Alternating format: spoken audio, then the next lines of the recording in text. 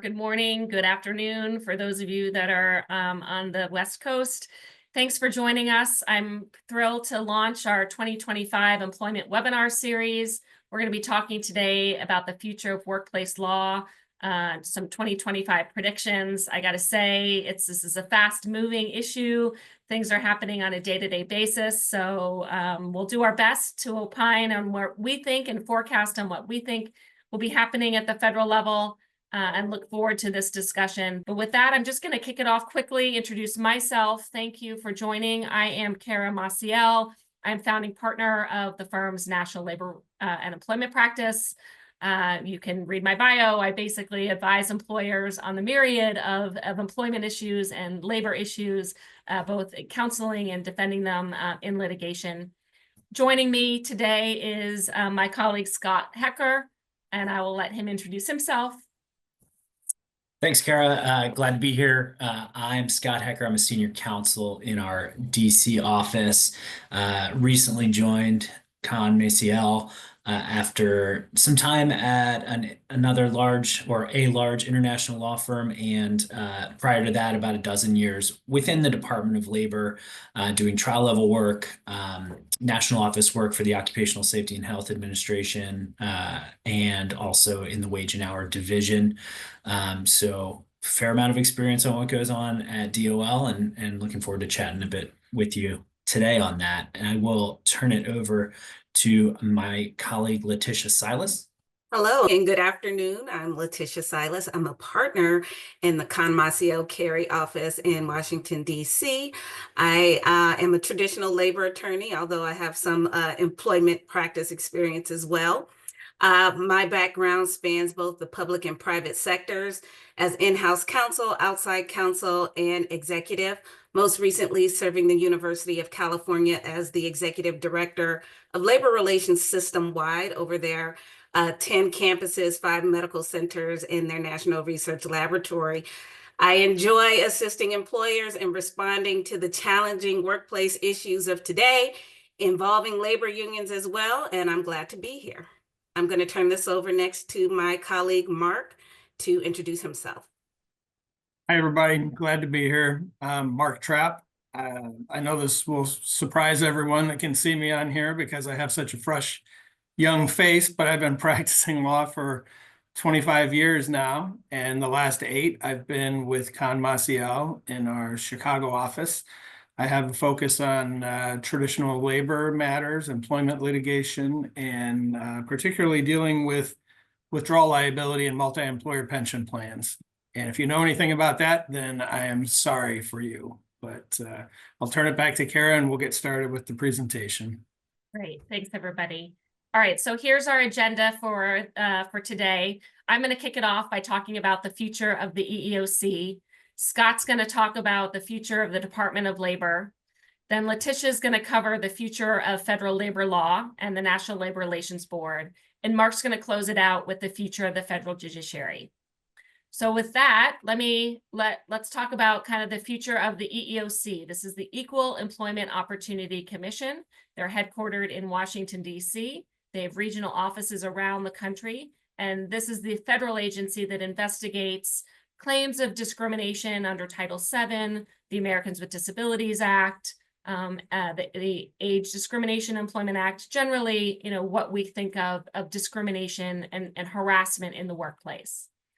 So here are the members of the EEOC. Typically, the commission is made up of 5 members. So we have 1 vacancy that was held by Keith Sonderling. His term expired earlier in August of last year. So currently we've got 4 members. The acting chair, who was just nominated by President Trump in the last couple of days, is Andrea Lucas. She joined the commission in 2020 and has been appointed as acting chair immediately. She is the only Republican a member of the EEOC. The 3 other commissioners were appointed by President Biden and even previously. Joycelyn Samuels, Charlotte Burrows, and Kapana Kotel. They are Democrat majority. And so really until, as you can see, Joycelyn Samuels, her commission does not expire until 2026. So there will be, even if President Trump nominates another individual to fill the vacancy position, there will be a Democratic majority of the EEOC at least through into 2026, which means there will be some changes coming to the EEOC, and I'm going to talk about that, but not as quickly as we may see in with some of the other agencies that Scott and Letitia are going to be talking about. It might be a little bit slower, but certainly we've highlighted some things of focus. I think the first thing that Andrea Lucas is going to focus on is DEI. We've already heard about that in the news already. Under the Biden administration, there was a strong focus on transgender, sexual orientation, gender identity, discrimination in the workplace. There were some executive orders that promoted workplace diversity in the federal government space, both racial equity, support for underserved communities, as well as EO 1435, which was DEI in the federal workforce. That is quickly being shifted away as a immediate focus of the Trump administration across federal agencies, and Scott will talk a little bit more about that. In addition, in fiscal year 2024 through 2028, the EEOC Strategic Enforcement Plan really sought to expand protected categories to what is considered vulnerable and those underserved communities, supporting the EO that I mentioned previously. So what we expect to see under the new EEOC will essentially be a curtailing of private sector DEI programs. When Andrea Lucas was nominated and she issued a press release, she said in her announcement that some of her priorities will include rooting out unlawful DEI-motivated race and sex discrimination, protecting American workers from anti-American national origin discrimination, defending the biological and binary reality of sex and related rights, including women's rights to single spaces at work, protecting workers from religious bias and harassment, including anti-Semitism, and remedying other areas of recent under-enforcement. That is consistent with sort of how Trump ran his campaign, where he promised to terminate every diversity, equity, and inclusion program across the entire federal government. While he controls the federal government, the EEOC is really governing private sector workplaces, and I believe we'll start to see a curtailing or potential enforcement of private sector employers who continue with DEI initiatives. We've already seen a number of high-profile companies start to roll back their DEI programs, rename them, refocus them on different things. And I think we'll continue to see that as Andrea Lucas continues to lead the EEOC. We haven't heard yet that the general counsel of the EEOC has been replaced. We expect that to be forthcoming. And again, someone nominating aligned with Andrea Lucas's priorities, which they can pursue again in a little bit of a limited fashion until we see the shift in the majority through the commissioners once its member Samuels her term expires. Other forecasting, we looked at Project 2025 to highlight and think about what might be the future of the EEOC. And here are some areas of recommendations that were in that document in terms of the focus of the EEOC with respect to prohibiting funding of critical race theory, eliminating EEO1 data collection. That's been a big back and forth issue with the EEOC for a number of years over what type of information is collected and having to be just produced on an annual basis to the EEOC. Eliminating disparate impact liability. That's one theory of liability under Title VII discrimination for policies and procedures that may seem to have an equal application based on a particular protected category, but has a disparate impact on maybe another protected category. Restricting the application of Bostock, and then as I talked about, really rescinding regulations prohibiting discrimination based on sexual orientation and gender identity. In 2024, the EEOC released updated guidance on harassment in the workplace, including misgendering an employee, preventing an employee from accessing a bathroom that aligns with their gender identity, virtual harassment, such as those on social media, and then special considerations when balancing anti-harassment with religious accommodations. Andrea Lucas has supported those harassment regulations with the exception of the issues of transgender, did not support expanding those with these types of issues. So we expect part of her priorities, as she said in her press release earlier this week, again, realigning those priorities, including transgender bathroom use. Another act that the EEOC focused on under the Biden administration was the Pregnant Workers Fairness Act. Again, this is an act that Andrea Lucas supported, and I think will continue to be enforced and a priority with some exceptions.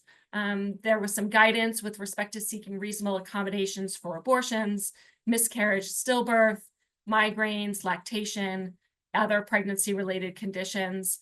I do think that Andrea Lucas has said and does not agree that its enforcement priority under this act should include things related to abortions, but can collaborate on disability, religion, and pregnancy.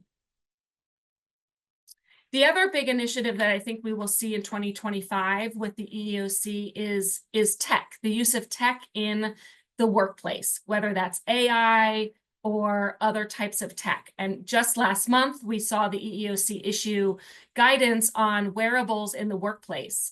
How do employers use or require their employers to wear, whether it's a smartwatch or a headset or some kind of tracking device in a vehicle, any other type of wearable technology. So to the extent that you do that in your workplace, be aware and mindful of this new guidance. I think the EEOC will continue to enforce it, particularly given the importance of and movement of AI under the Trump administration. And what this guidance talks about is really the EEOC's concern about the use of this technology in the workplace and how it is monitored, and in particular, the kind of data that's collected. So one thing that the EEOC is saying is that you want to, if you're using the wearables to gather information about an employee's physical or mental condition, such as a heart rate or fatigue, that can be considered a medical examination under the Americans with Disabilities Act or a disability-related inquiry. And as a result, you really should only be collecting that information or conducting that exam if it is job-related and consistent with business necessity and or safety. A lot of companies use this information in support of their health and safety programs.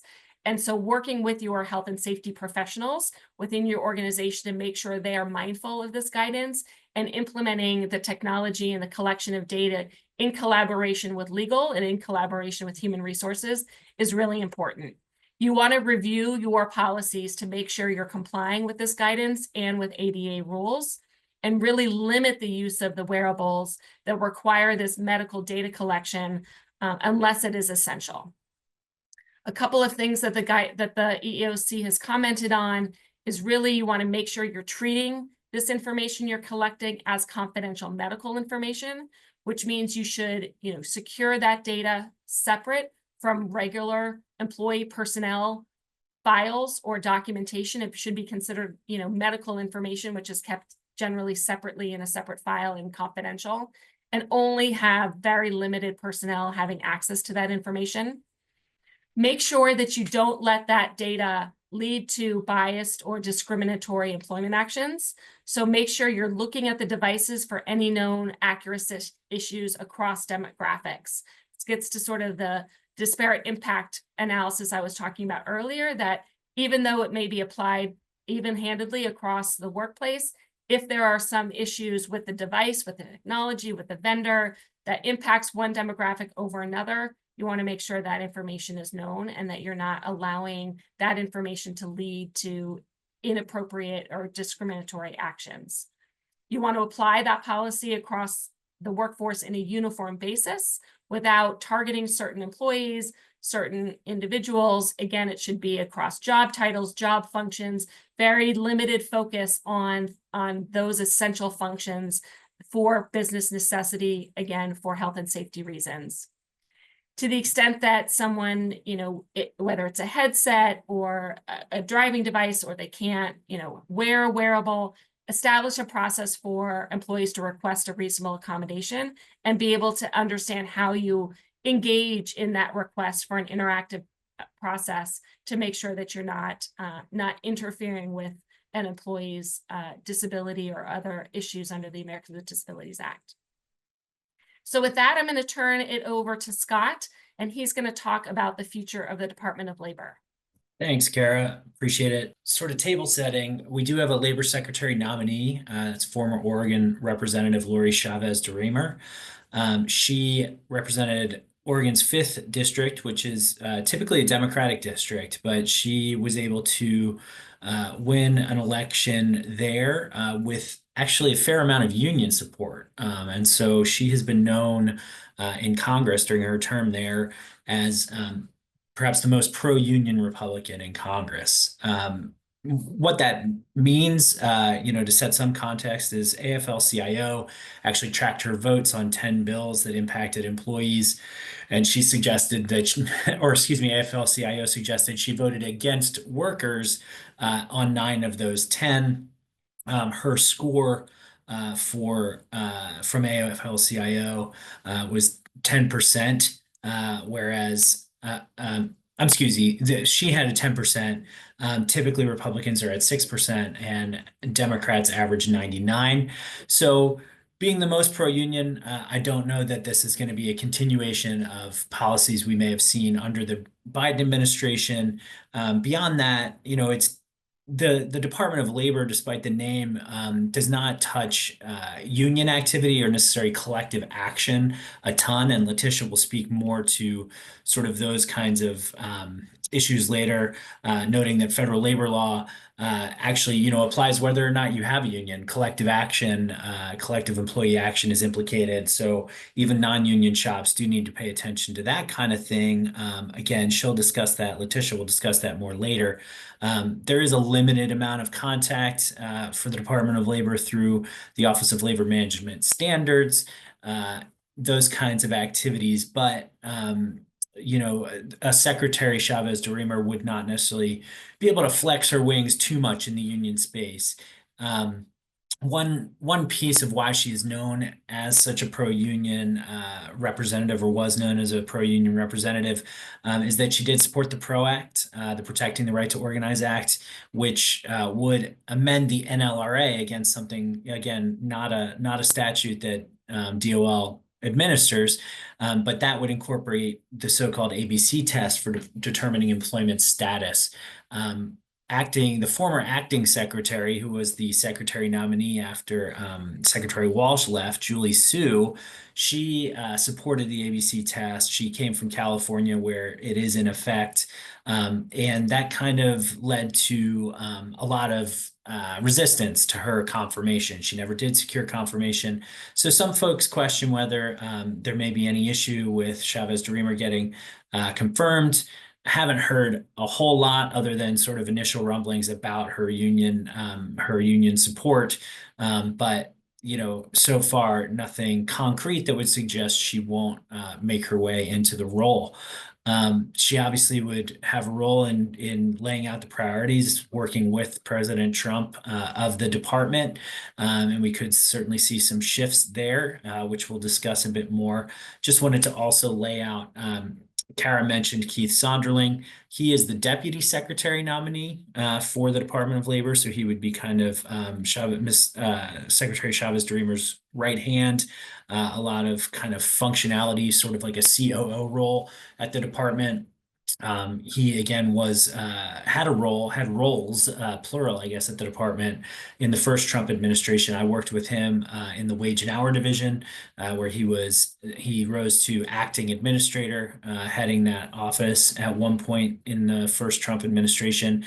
And as Kara mentioned, he was an EEOC commissioner. He was fairly active in the AI space, so that could be an area where we see some work there.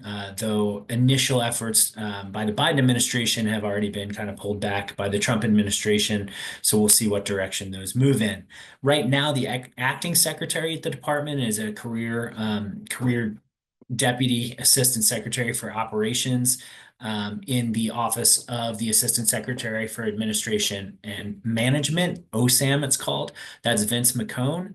Again, we said Keith Sonderling is the DepSec nominee. Right now, the solicitor's office, the head lawyer at DOL, is vacant.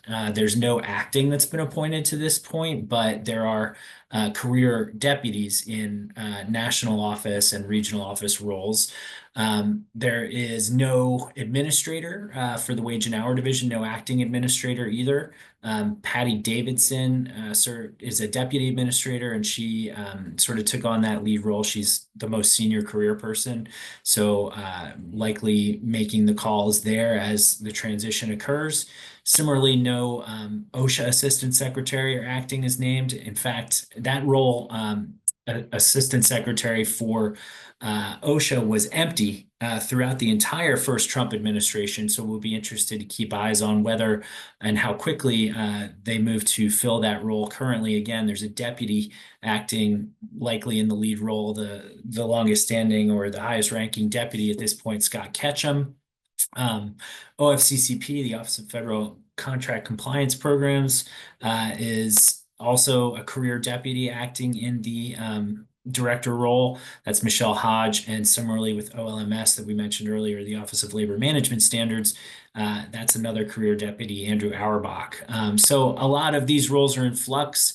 Presumably, former Representative Lori Chavez-DeRemer will have the opportunity to fill out some of these in consultation with President Trump and the rest of the administration to see, who will assist in executing their new policies and priorities. So we can talk a little bit about what some of those may be.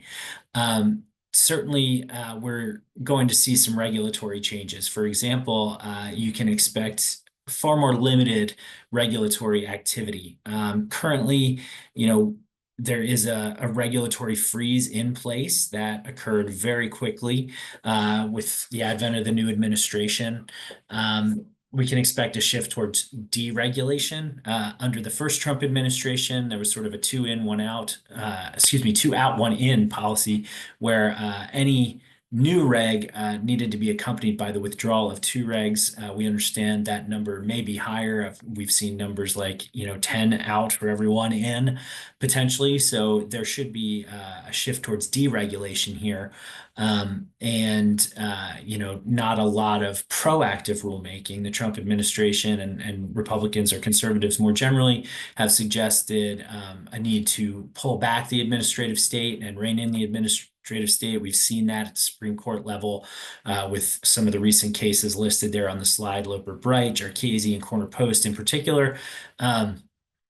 One of the rules that could face pullback is the independent contractor rule. That is in effect, but it's under challenge. And it's possible, the Biden administration rule actually replaced a rule issued during the first Trump administration. That rule during the first Trump administration emphasized two core factors. The current rule has six-ish. I'll say there are six listed, and then sort of a seventh catch-all that says, and other stuff that might be important. So that is more of an economic realities, broad totality of the circumstances test, whereas the Trump rule focused on these two core factors listed there: control over the work and opportunity for profit and loss. So we could see a rollback there. The administration could determine not to support, not to fight the contest of the pending contests of the rule, and or could engage in new rulemaking to rescind it and return to the prior rule. We've also seen activity around prevailing wages. The Davis-Bacon Act was amended relatively recently to change the way prevailing wages are calculated, among other things. And there's a minimum wage rule out there for government contractors that it's possible could change. The 10th Circuit actually recently had allowed the government contractor minimum wage rule to stand But there are other pending regs or other pending challenges to the reg out there. The Supreme Court decided not to take up an appeal to the 10th Circuit ruling, so there may be a split moving forward as those other challenges are decided. So we could see changes to the executive order that underlie that rule, or changes to the implementing regulations, potentially additional rulemaking to revise how that went. There was originally an executive order under Obama to set a minimum wage for government contractors. President Trump did not withdraw that, but this new Biden-era rule, or relatively new at this point, the Biden-era rule set a much higher minimum wage, so we could see a rollback there as well. Then one other thing to pay attention to, we mentioned the ABC test, but with the independent contractor rule, we could see whether the federal government makes any moves to deal with independent contractors or specific gig economy workers. Portable benefits, those kinds of things have been seen at the state level. And I think on a lot of these issues, across a lot of these agencies, certainly within the Department of Labor, on wage hour, workplace safety, things like that, you could see states be more active, either through their state DOL analogs, or even their legislatures could get involved. We've seen that in places like California, New York. You could see it happen more frequently with the Trump administration, just states taking more active roles in filling some gaps or perceived gaps in the federal enforcement frameworks. So probably many of us have heard of the Department of Government Efficiency. We note there it's not actually a department. You can't sort of create one out of whole cloth. But President Trump has tasked Elon Musk to, quote, pave the way for my administration to dismantle government bureaucracy, slash excess regulations, cut wasteful expenditures, and restructure federal agencies. So again, stated purpose to roll back the authority of the administrative state, the power, the breadth of the administrative state. And you can see Elon Musk has promised to cut federal spending, use executive orders to roll back agency regs and actions, and reduce headcount. One person who's already been dropped is Vivek Ramaswamy. He is no longer the sort of co-head of the department here, the DOJ. The scuttle is that Elon Musk was able to kind of push him out because he didn't really like him that much. But I think officially they've suggested he plans to run for Ohio governor, which is why he needed to take time to focus on that as opposed to running the DOJ. A few quick ways that headcount can be reduced is, potentially folks who are already eligible for retirement, or maybe there will be early retirement offered to certain folks. We've also seen the hiring freeze implemented immediately with some job offers already revoked if folks hadn't started by or weren't scheduled to start by a certain time. So that will reduce numbers by not adding them, I guess. It won't balance attrition, and you could reduce that way. There's also been an immediate order to return to work in person, which could impact some folks determining to leave their government positions if they're not situated well to make that return to work.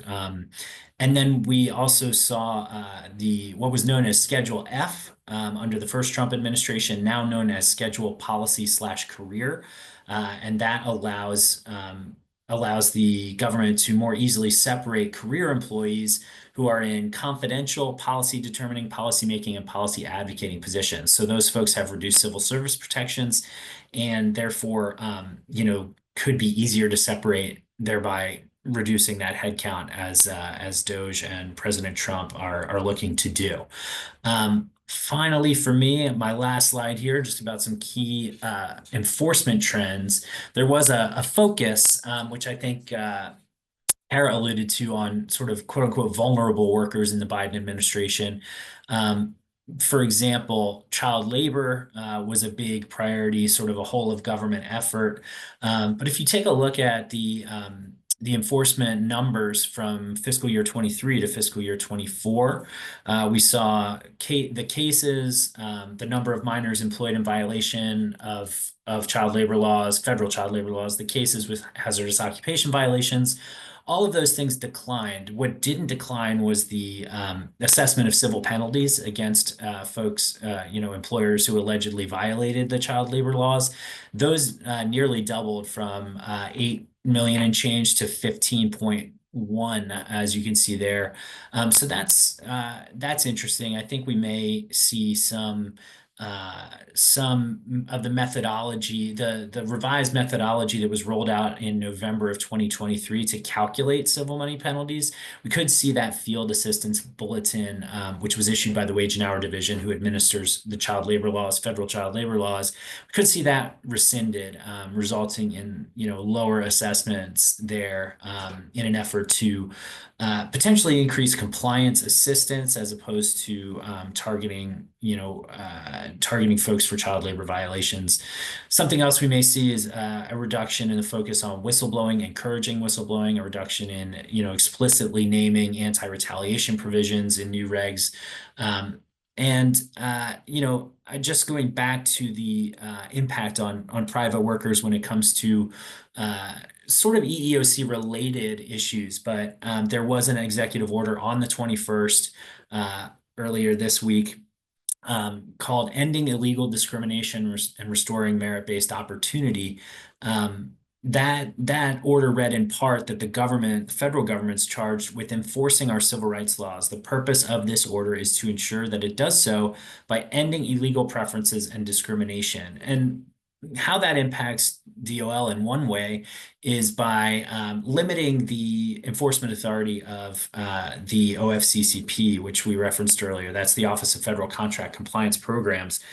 And that office enforced an executive order from September 24th, 1965, titled Equal Employment Opportunity. It was issued by President Lyndon Johnson, and that's Executive Order 11246. Which provided for equal opportunity to various groups in federal employment and contracting. For 90 days, contractors may continue to comply with the prior framework, but going forward, the OFCCP must immediately cease promoting diversity, it's in quotes in the executive order, must cease holding federal contractors and subcontractors responsible for taking affirmative action, and must cease allowing or encouraging federal contractors and subs to engage in workforce balancing based on race, color, sex, sexual preference, religion, or national origin. Also required is government contractors, federal contractors must certify that they don't operate programs promoting DEI in violation of federal anti-discrimination laws. And contracting officers need to remove references to DEI or DEIA principles from federal contracts, grants, and the like. So there are some big impacts here.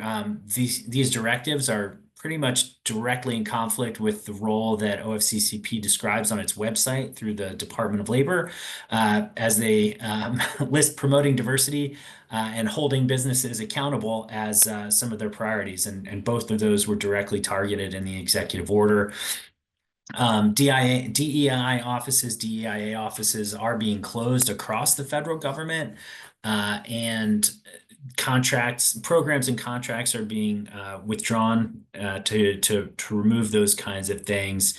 Another way is another requirement of one of Trump's executive orders is by close of business on January 31, a written plan for executing reductions in force regarding employees who work in DEIA offices. So that is another way that headcount will be reduced, is by closing these offices. And even though the initial push is on contractors, the order will impact private businesses as well. The Attorney General and OMB need to submit a report that will identify the most egregious and discriminatory DI practitioners in each sector of concern. This is in private industry. Plan to deter DEI programs or principles that constitute illegal discrimination or preferences, and identify 9 potential civil compliance investigations. So identify companies, presumably private sector companies, educational institutions, and the like, nonprofit corporations who have DEI programs who should be investigated, and potentially litigation to file federal lawsuits against these kinds of programs. So while, federal contractors may be initially in the crosshairs, employers in the private sector could have impacts through this executive order activity as well. So it's important to review your policies and your programs based on these directives to determine how to mitigate litigation risk, investigation risk, and figure out how to proceed. One note on this is while OFCCP spoke to affirmative action programs, they also address the Vietnam Era Veterans Readjustment Assistance Act, VEVRA, and protect individuals with disabilities under Section 503 of the Rehabilitation Act. It doesn't seem like this executive order activity has impacted those areas yet, just more specifically in the affirmative action space, but not veterans or those with disabilities. And I believe I went too long, but I'm going to pass it to Letitia to talk about the future of labor law, employee activism, and union activity. Thanks so much. All right. So now turning to changes that we anticipate in federal labor law under the National Labor Relations Act. Now, this is important because unlike any other federal law, the National Labor Relations Act governs relational dynamics in the workplace. Everything from how and what employers communicate to their employees, employers' property rights or the right to regulate workplace conduct, to employees' rights to confront management, protest social justice issues, or even form, join, or assist labor unions, all of this comes within the scope of the National Labor Relations Act. We have seen this play out in real time over the last few years with cases involving Starbucks, Amazon, SpaceX, the NCAA and the Pac-12 Conference, Macy's, and even reality TV shows like Love is Blind. We believe that the impending changes will mark a dramatic shift in workplace dynamics, as well as who is deemed an employee under federal labor law. The National Labor Relations Act applies to union and non-union public sector employers. It grants employees the rights to engage in protected concerted activities regarding their terms and conditions of employment, as well as form, join, or assist labor organizations, unions. The National Labor Relations Act is enforced by the National Labor Relations Board, which has both quasi-judicial and prosecutorial functions. We will now turn to the composition of the National Labor Relations Board itself. Now, the board itself is the final authority on private sector labor law under the National Labor Relations Act outside of the Supreme Court. It is composed of 5 members who are appointed by the president with Senate confirmation. For the past several years, there has been a liberal-leaning majority on the board, with 2 members being former union attorneys. Currently, there are 2 vacancies that we believe will be filled by more conservative appointees. We anticipate that they, along with newly appointed chair, Member Kaplan, will produce a more business-friendly board. A business-friendly board would likely seek to overrule more recent board precedent that, in some cases, requires employers to recognize and bargain with unions upon demand without a representation election, restricts employers' free speech rights by limiting what they can say to their employees about changes that will happen in the employer and employee relationship upon unionization, prohibits employers from holding mandatory meetings to educate employees about unionization, as well as communicate the employer's position on the issue, prohibits employers from including broad confidentiality and non-disparagement provisions in severance agreements, and limits employers' ability to regulate the workplace through establishing workplace rules that the board believes interferes with employees' rights to engage in protected concerted activities, even if those rules are facially neutral. So a new board would likely change all of this. We also anticipate a sweeping change at the prosecutorial level. This will set the tone and tenor of the overall NLRB as an agency and determine which cases are prosecuted and eventually advanced to the board. The current general counsel, Jennifer Abruzzo, has served since 2021. She is a former union attorney and a veteran of the NLRB. Jennifer Abruzzo has advanced a very aggressive agenda, expanding the scope of what constitutes protected concerted activity and employer interference. Abruzzo was appointed general counsel when Biden removed the former Trump-appointed general counsel, Peter Robb. It was the first time the president removed a sitting NLRB general counsel, and that action was tested and affirmed in court. So Trump will likely, at least in this instance, follow Biden's lead and replace Abruzzo with a more even-handed or friendly appointee. So changes that we anticipate in the general counsel's agenda involve rescinding several official memoranda, which, although not law, determine the prosecutorial direction of the agency. Memoranda that will likely be rescinded by a new GC includes those regarding employers' use of algorithmic means to monitor employees, more expansive remedies for unfair labor practices beyond the traditional make-whole remedies, aggressive pursuit of injunctive orders during the pendency of unfair labor practice cases, and classifying college athletes as employees for purposes of extending the right to unionize or otherwise engage in protected concerted activity. So we have a forecast in terms of employee activism. With the impending shifts in focus and power in the workplace, we anticipate that we could see increased employee concerted activities in areas such as social justice activism. This is especially true with respect to DEI programs, since those programs are arguably connected to terms and conditions of employment. We expect to see heightened use of social media and technology to expose, shame, or publicize employer practices. This includes the use of AI to formulate formal or informal internal or external complaints. On the other hand, we do expect a cool down in efforts to secure collective bargaining rights for college athletes. For example, the Dartmouth men's basketball team has abandoned its efforts to negotiate a first collective bargaining agreement. Meanwhile, the organization that filed a charge against USC, the NCAA, and the Pac-12 conference has requested a withdrawal of that case. Our forecast for union activity going forward includes us questioning whether we will see more union activity in the way of charges, petitions, strikes, and overall labor unrest. We do anticipate more strategic union tactics, including the use of social networking and AI to advance their agendas. We also anticipate a continued trend of unionization among professionals like doctors, lawyers, engineers, especially those in big tech. Now, I will turn this over to my colleague, Mark Trapp, for a discussion on the federal judiciary. Thank you, Letitia.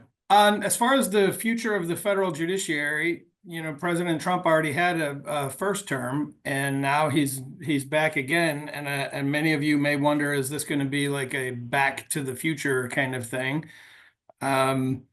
He did have a huge impact, and you can see from this slide, in the first term, there were so many vacancies when he took office in 2017 that he had a lot to fill, and he ended up filling more than 234 vacancies. We'll see in an upcoming slide how that compares. But I guess I would just sum this up by saying that he had a very large impact on the courts in his first term. I'll focus just briefly on the 3 Supreme Court justices because that sort of sets the tone for everything else. That was the most Supreme Court justices appointed since Ronald Reagan, who served 2 terms from 1981 to 1989. And each justice appointed made a slightly larger impact. If you look at the first one of Gorsuch, he replaced Scalia. And I don't know, maybe you would say now like they're roughly the same, or perhaps Gorsuch might be slightly even less conservative, but basically that was sort of a wash, so it wasn't as big of a switch. It was a Republican appointee for a Republican appointee, conservative for conservative.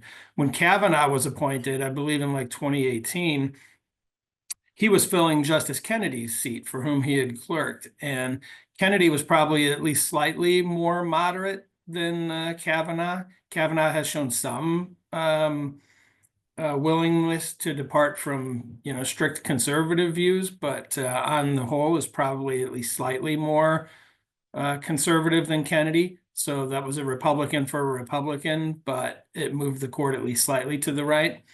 And the last one of Justice Barrett was probably at least the biggest impact overall, just because even though Barrett is slightly more moderate conservative, she was taking the place of Justice Ginsburg, who was appointed by a Democrat. So that was a Republican for a Democrat, and really had a big impact, an overall impact of moving the court to the right, where now many people believe that the Supreme Court is probably at least a center-right court, maybe with three different groupings, three center-right judges, three liberal justices, and three conservative justices.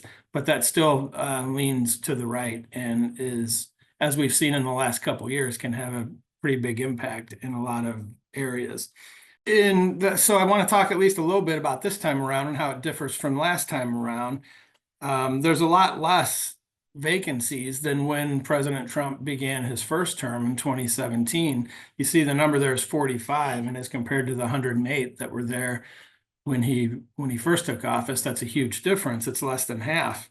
The reasoning is because in 2016, the year before Trump took office in his first term, the GOP controlled the Senate, and they had successfully blocked a lot of President Obama's nominees there in the last year. And I think that at that time, many people assumed and thought that President Trump didn't stand much chance of becoming President Trump, and that Hillary Clinton would be the president. And there wasn't this sense of urgency to move and fill a lot of the vacancies that existed. So when Trump surprised a lot of folks and won, he ended up with a lot more vacancies that probably would have been filled, or at least a push would have been made.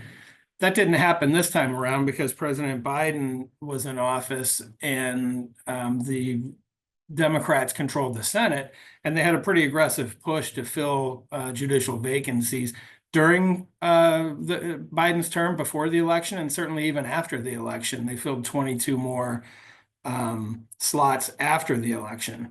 And a lot of that was pursuant to a deal with the new Republican majority in the Senate.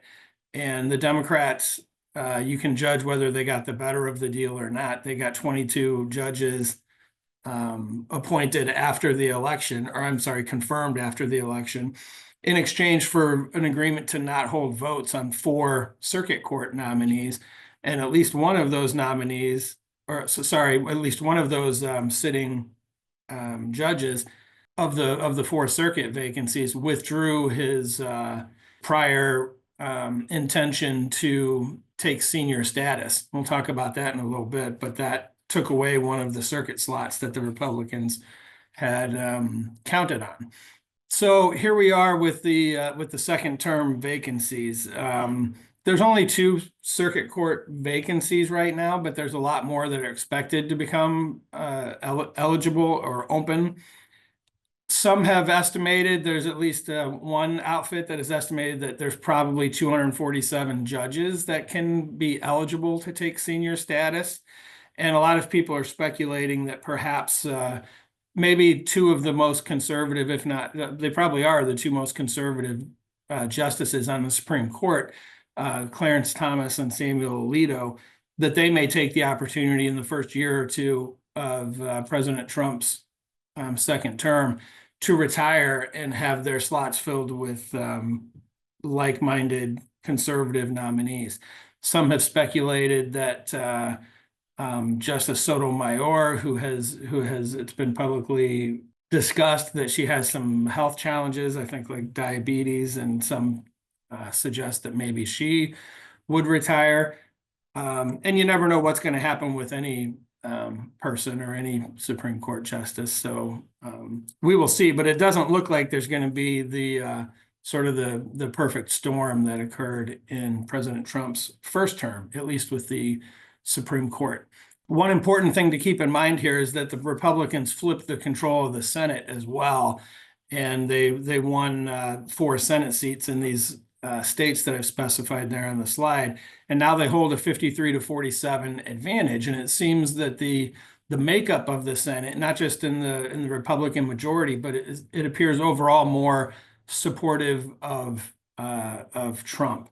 And a lot of the vacancies exist in red states, and so-called red states with that have voted for Trump, and in almost all of those states they have 2 Republican senators, and that may make a big difference as well, because at least at the district court level, this blue slip tradition where you need the tacit or express approval of the home state senators is still followed in the Senate. And so the district court nominees should be pretty easy to confirm. And at least in these first 2 years of the second Trump term, you should see a lot of judicial appointments moving through. In addition, with a 53-47 advantage, as opposed to a much smaller advantage of, say, 51-49, or maybe even a 50-50 tie that could be broken by the new vice president Vance. There's a couple Republicans, like, say, Susan Collins in Maine or Lisa Murkowski in Alaska, that may see their influence be a little less outsized this time around, because their votes are not completely determinative of whether a nominee will get confirmed or not. So that all things considered, it should be easier for the Republicans and President Trump to get their nominees through. Now, that said, let's keep in mind that there are probably going to be less than there were last time, but it should be a smoother ride as well. This just shows like the makeup of the active circuit court judges. This excludes the senior status judges, which we'll talk about in just one second. And you can see the orange there were judges that were appointed by Republicans. The blue is judges appointed by Democrats. Just those little black capstones on Circuit 1 and Circuit 3 are the 2 vacancies that currently exist. One in the First Circuit, which you can see is all Democrat right now. So that won't make a difference as to flipping a circuit. But in the Third Circuit, that might actually be a key nomination. One of the judges that was in the deal reached by the Republicans and the Democrats after the election, one of those 4 circuit judges on whom the votes were withdrawn was for the Third Circuit.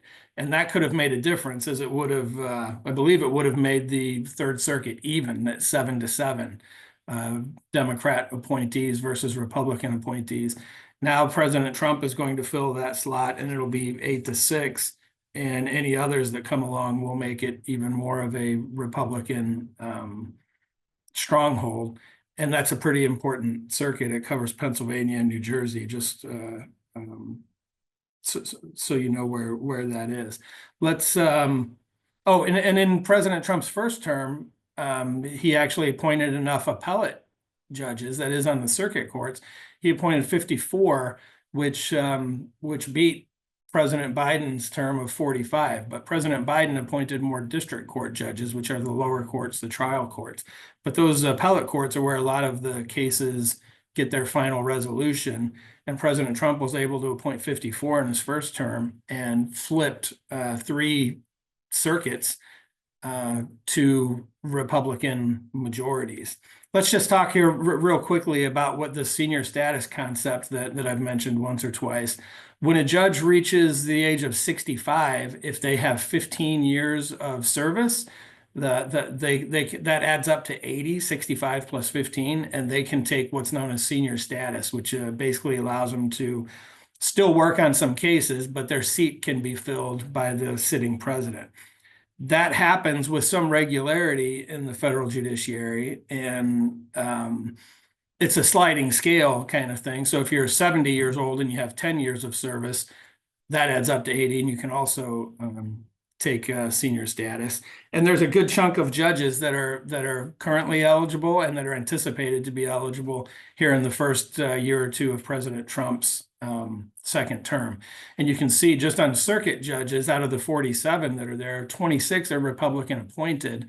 And on the district judges, it's split evenly, but just with the judges that could take senior status during this first part, there's another 77 judges that could give slots, that could open up their slots for President Trump to fill. And just I'll close with this, that there is a lasting impact here. President Biden just finished his 4 years, and the number of slots that he filled come out to 27% of the judiciary. That's the same as President Trump holds right now. He still has 27%, and President Obama also has 27%. So that these vacancies, these slots that are filled in the judiciary make a long-term impact. You may not see a huge change in, the first year or two, or even during President Trump's term, but this is a lasting kind of change that these judges that are appointed are going to be with us for some time. So we'll see what happens, but it looks like we may be at least somewhat back to the future in the second term for Trump. And I'll close with that. Thanks, everybody. So we are, bringing this to close. So we've got about 3 minutes left. I just want to end with highlighting our labor and employment webinar series. We hope you enjoyed today's webinar about the future of workplace law. And we've got a really exciting schedule up ahead. Next month will be California employment law. But as you can see, we have a different topic each month. And we hope that everyone participates and registers for those and participates and let us know any feedback about those particular subjects in the webinars. We also have our blogs that we encourage everyone to sign on to. We regularly post on the Employer Defense Report about the topics that we've been talking about today. So please try and subscribe to those. And then we've got a variety of special services that we provide for our clients on different issues. But I'd like to close and at least have an opportunity to answer any questions. If you have any from what we've talked about today, please post in the chat or reach out to either myself, Scott, Mark, or Letitia. I know it's a lot of information to cover in a really short amount of time, but really appreciate your attendance and your patience with us. There is a question particularly about kind of the anticipation of some employment lawsuits with changes that Trump is implementing, and I'll opine on that and then welcome other people's thoughts. I think what we see, particularly with the DEI focus from the federal government and the EEOC, is that we may see states start to pick up that issue, or the plaintiff's bar may pick up that issue. Sitting here in the District of Columbia, the DC has a number of variety of different protected categories, and you don't need to file in the EEOC to file a lawsuit. So easily, employees who feel that they've been discriminated against or harassed, even if it's not a priority of the EEOC, particularly with transgender employees, I anticipate that the plaintiff's bar will start to pick those up at the state level. And so really, employers, you should do what you've always done and continue to have policies and procedures, document performance concerns, hiring decisions, promotion decisions, always making sure that it is for a business reason and that can be demonstrated and documented, regardless of sort of what's happening at the federal level.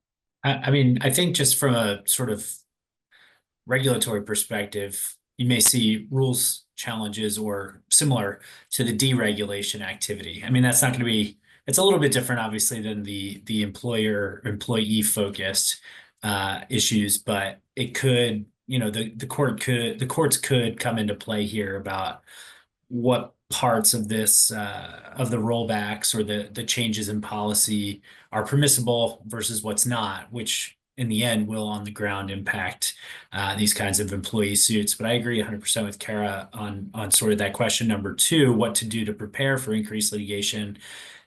Prepare to avoid it by mitigating your risks, making sure your policies and programs are in good shape, and that's sort of the best you can do is kind of insulate yourself from that enforcement and litigation risk at the outset to limit your exposure. Thank you for everyone's participation, and have a great rest of your day. Thank you.